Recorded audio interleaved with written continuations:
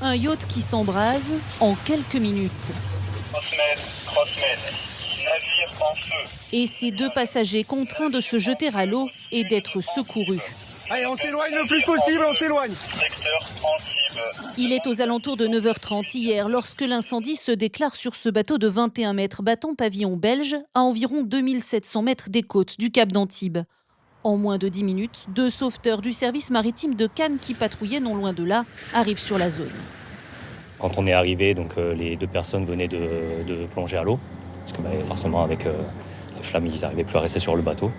Donc on est arrivé à leur contact. Moi, je suis allé à l'eau pour aller chercher le premier, qui était un petit peu en difficulté. En plus, comme ils étaient tout habillés, c'est pas facile de se mouvoir dans l'eau quand on est tout habillé. Les 2 passagers français âgés de 71 et 65 ans sont ramenés à terre à bord de cette vedette. Ils étaient très choqués, vu qu'ils ont passé un petit moment dans l'eau, ils étaient quand même un peu frigorifiés. Heureusement, on a réussi à les récupérer assez rapidement et à les faire remonter sur le bateau pour les mettre à l'abri surtout, parce que juste à côté de nous, il y avait le yacht qui était en flammes. Il faut ensuite 8 heures aux 25 pompiers, mais aussi aux 12 membres de la SNSM mobilisés pour éteindre l'incendie. Il y avait le dispositif des pompiers qui, eux, ont été dans la phase d'extinction du feu au maximum. Et nous, en support, et par exemple, le radeau de survie à récupérer les débris, s'assurer qu'il n'y a pas d'autres personnes, voilà, surveiller la zone.